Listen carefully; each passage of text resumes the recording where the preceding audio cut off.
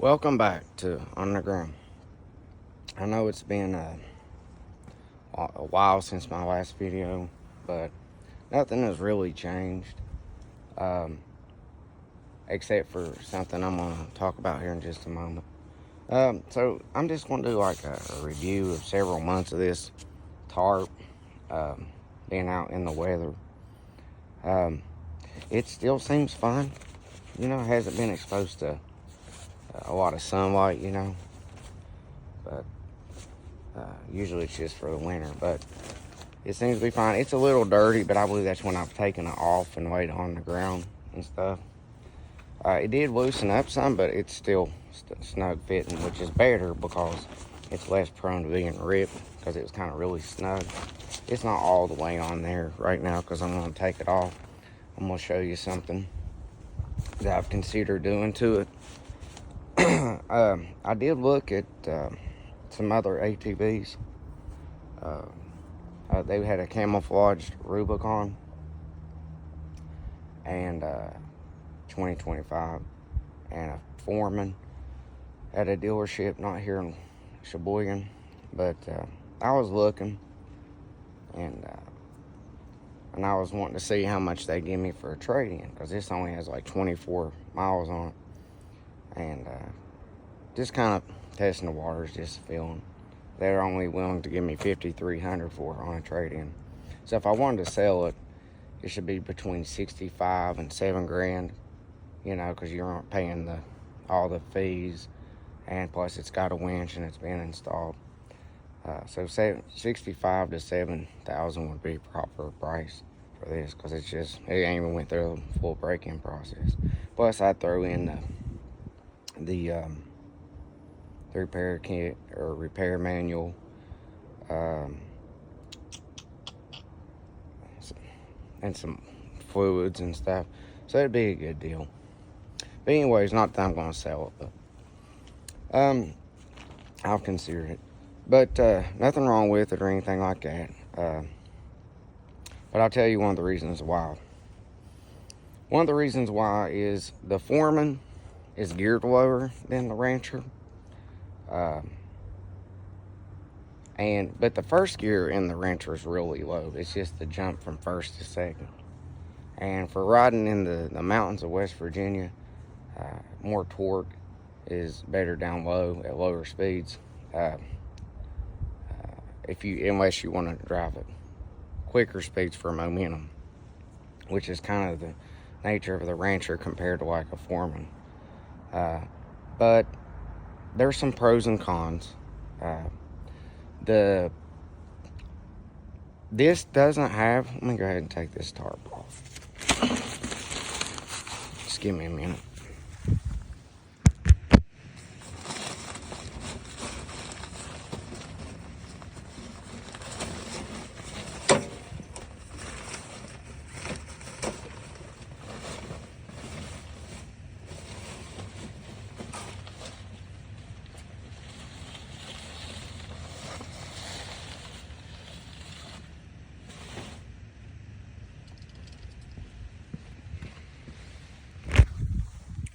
Okay.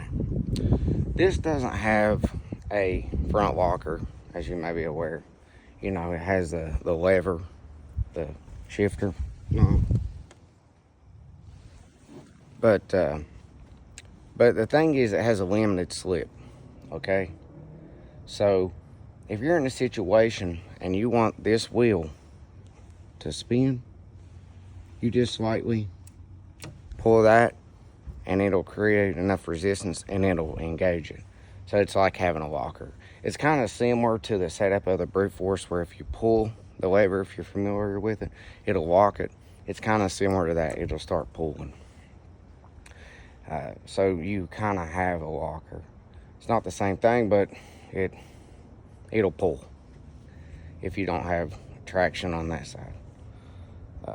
So it's not really always necessary. Road full drive, limited slips, Hondas, and unless you're a mudder, you don't need it in most cases. So it's not a big deal.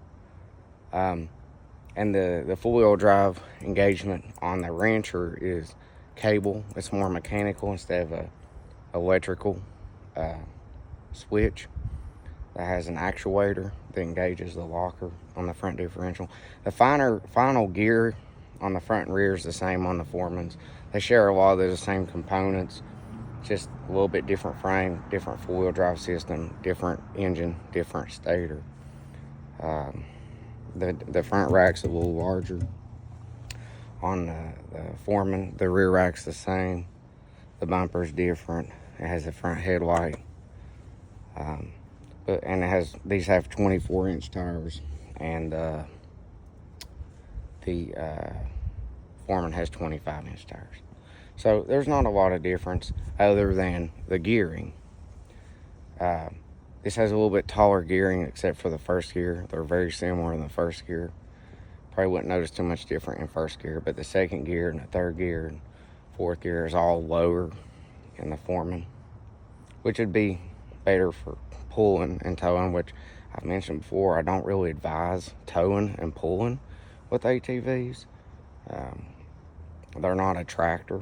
They can pull. I pulled that 250 that I had here with low tires, which means and didn't want to even, me and another guy tried to push it, and we couldn't even push it or steer it. I hooked that 300 up to it, and it pulled it just fine. It was geared.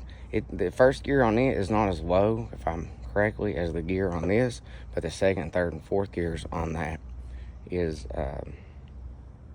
lower than the second and third and fourth gears on this. But this one has more horsepower and torque, but it's not geared as low. Anyways, I don't know what the final gear ratio is on the rear front differential. It's the same on this one and the Foreman 520. So anyways, I said that to emphasize that they're very similar. It just depends what kind of speed you need and stuff. You can get the 12-volt accessory for the Rancher. You just have to buy it from like Parts Hill and stuff, and you can install it on the other side. But they don't have the same stator. So what that equates to, I don't know. It may be fine, but you can add it.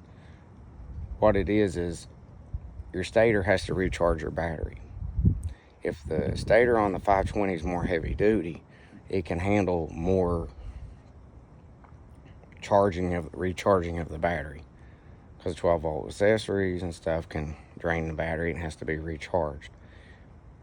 Over time, it could potentially wear out your stator, your alternator on the four-wheeler. Not saying it would, I don't know, but I know it's not the exact same part. I double checked. I don't know, and I think it advertised on Honda's website that the Foreman 520 and maybe the Rubicon have a heavier duty stator, so it might not be the same. I don't know. If you know, you can put it in comments to clarify that. I couldn't find anything that let me know. But I want to show you something that I got, and I don't know if I'm going to install it or not, but I have it. I have to make an assessment. I've never owned a Rancher 420, so I need to make an assessment on this part I might install. Maybe this summer when the weather warms up or something, if I do it. But I have it just in case, to address the gearing issue. So I'll show you what it is.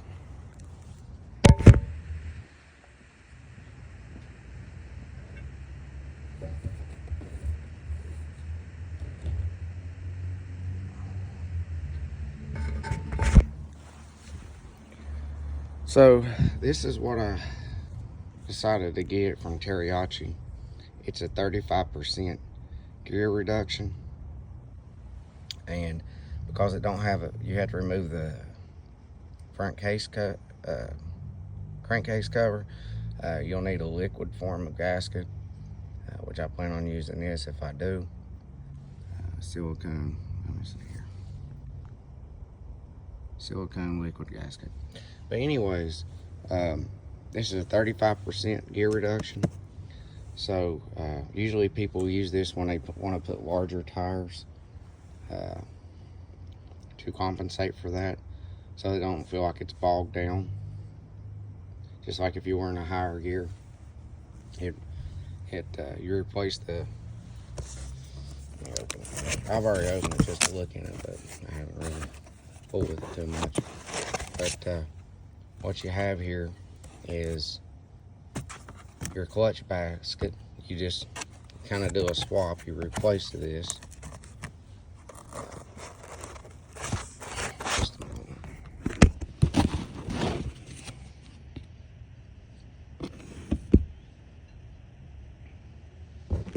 What you do is you replace this clutch basket gear, and this other.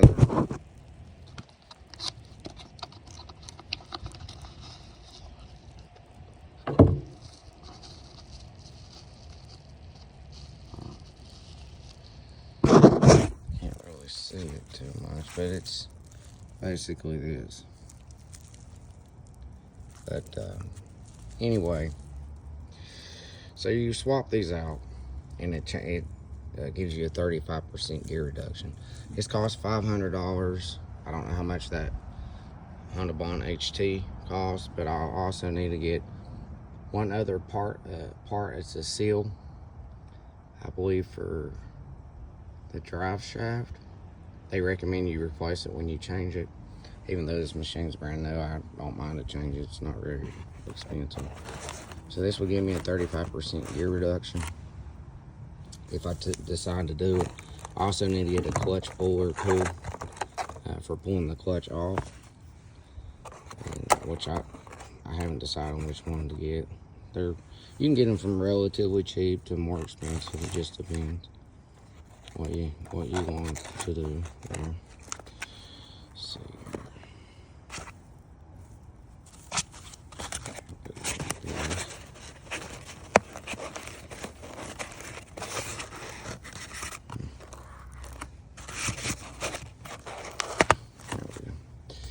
Anyway, so that's the only thing that's really changed.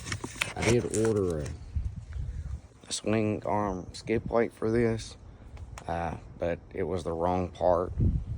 It was for the independent rear for like the Rubicon. It wasn't for the swing arm, so it was the wrong one. So I'm gonna have to sell that instead of returning it. But I still have it. But I still plan on getting the front skid plates, Honda accessory ones, and the center, because that's plastic's all that's there between the bottom and the crankcase. You know, you have two frame rails, tubular frame rails, but I don't like just that plastic there. So I'll plan on putting that on, and I might paint them black like I did the back of here. Again, I didn't paint directly behind where the rim mounts to the surface of the hub. Just, I have a video on it because of pre-tension. They say if you put a coat on there, it can work loose. But, I mean, if you torque it and you check it regularly, probably never would be an issue, but just in case. I believe it's just more of a safety thing that Honda does. But, yeah, the four-wheel drive lever engagement is mechanical lever on the Rancher versus the electronic actuator design. But the differential housing and final gearing is the same on the differentials. It's the same axle on the straight axle and everything. Mine looks a little goldy sturdy, but it's not. That's that rust inhibitor spray. Of course, I haven't had it out to get it wet or muddy or anything like that, or use the pressure washer on it, but it's supposed to bond. That's just an additional thing to prevent corrosion. Again, I know it's a four-wheeler, but still, they're not cheap. I only owe like $196 on this, and it's paid for. And that's the way I prefer it. I don't want to pay little payments on it for several years. I pay it off, and I don't owe on it. And I try to take care of my stuff. it seems like ATVs more and more get wider and wider. Depending on where you're riding, now, like in tight technical areas, like in the Appalachians, southern West Virginia areas, they'll get scratched up. Like if you're on like local trails, unmaintenance trails, not like the Hatfield-McCoy trails, you know, you need a very versatile machine that can get in tight areas. Unless you don't care to get your fenders cracked, because these are not like the 300s that have the black fender flares and stuff. It'll roll over, it'll scratch, but it won't crack, whereas this is stiffer. If it does, it'll create like a crease in it. Some people rip these off and stuff. In areas like that, it's not uncommon. But in more open areas, you won't run into that too much, hitting trees and stuff. It's one of the reasons why I like the 300s. Were really good. They had that low center of gravity. They were smaller. Another thing with ATVs versus like a side-by-side, they're more off-road capable in general. Well, for some reason, my video got cut off there at the end. But I'm not even gonna go back over the stuff I was mentioning. I was talking about Honda Pioneer 520 and the pros and cons of that, which is probably like one of the only side-by-sides that I really like. I'm not a big fan of side-by-sides. I've always usually been a four-wheeler person versus side-by-side. But you know, there are benefits, and I didn't really think too much of it. I haven't been around them. I haven't rode one, Pioneer 520, but I really haven't been too many available at any dealerships to even look at, much less ride one. So I can't ride one right here anyway. But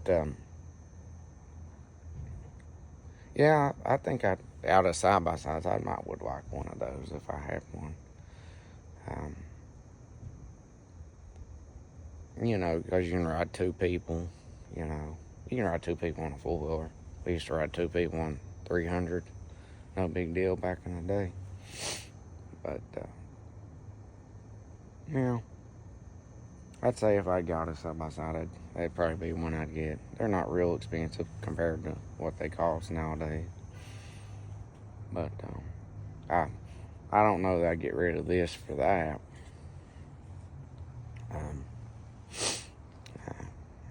I like my four-wheelers. Mechanical horse. That's another thing. You straddle a four-wheeler like a horse, and a side-by-side, you just sit. But four-wheelers are a little more capable. You can't haul as much, and it's a little different. There's a number of things that's different, but it's usually more off-road capable in a lot of situations. It just depends. I could see a side-by-side being better for throwing a deer in it or something like that. Or side-by-sides become a thing. Even 300s, little 300s, you slam it, throw a deer over the rear or front or whatever. Or drag it, whatever. But,